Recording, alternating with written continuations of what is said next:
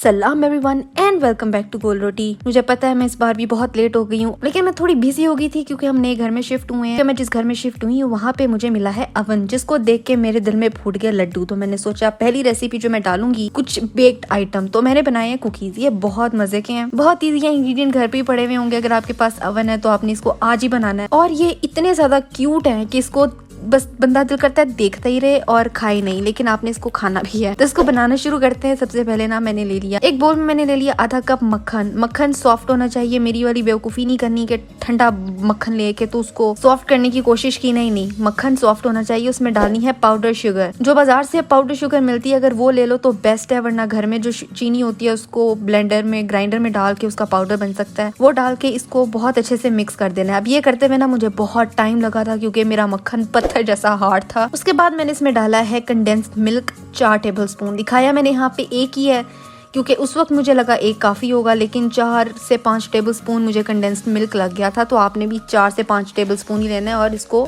बहुत अच्छे से मिक्स करना है। इतने अच्छे से मिक्स करना है कि आपके दाएं बाजू का बाइसेप बन जाए।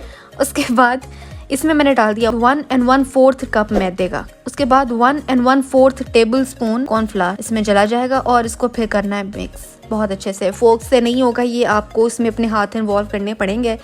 मैंने इस पहने ग्लव्स और मैं शुरू हो गई। इसको ना आटे जैसा नहीं समझना। आटे की जो डो होती है बहुत सॉफ्ट होती है, जरा हार्ड डो होगी और आपको टेम्पटेशन आएगी कि मैं इसमें पानी डाल दूं, दूध डाल दूं, अंडा डाल दूं, कुछ भी नहीं डालना। अगर तो बहुत ही ड्राई है, अगर इस तरह से फॉर्म बन ही नहीं रही तो थोड़ा सा कंडेंस्ड मिल्क और डाल दो, लाइक 1 टेबलस्पून और सो। लेकिन उसके अलावा कुछ भी ऐड करने की कोशिश मत करना, वरना मैं पर्सनली घर में घुस के मारूंगी। उसके बाद इसको बहुत अच्छे से मिक्स कर लिया और इतना सा एक पेड़े जितना आपने इसकी डो लेनी है और उसको कर देनी है साइड पे। क्यों वो मैं आपको बाद में बताऊंगी।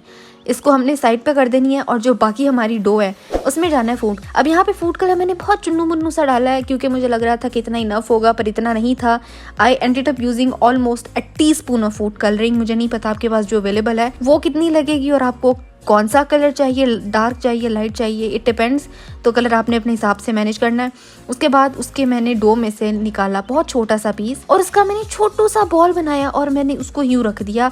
5 छोटू छोटू बॉल्स बनाने हैं और उसको यूं एक साथ रखना है और फिर उसके ऊपर रखना है पार्चमेंट पेपर और एक फ्लैट ग्लास था मेरे पास, मैंने वो लिया। वो ले लो जिसकी सरफेस फ्लैट हो।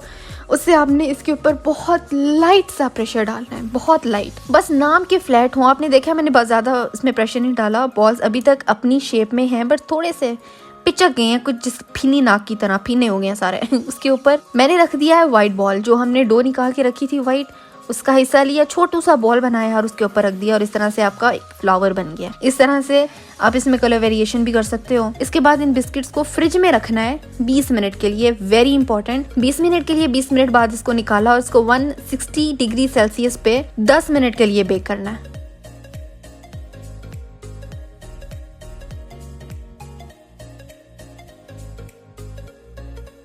ओवन प्री हीटेड होना चाहिए। और मेरे वाला ये जो पहला बैच था मैंने इसको ओवर कुक कर दिया था। मैंने इसको 12-13 मिनट रख दिया था, लेकिन 10 मिनट, 9 से 10 मिनट इनफ टाइम है।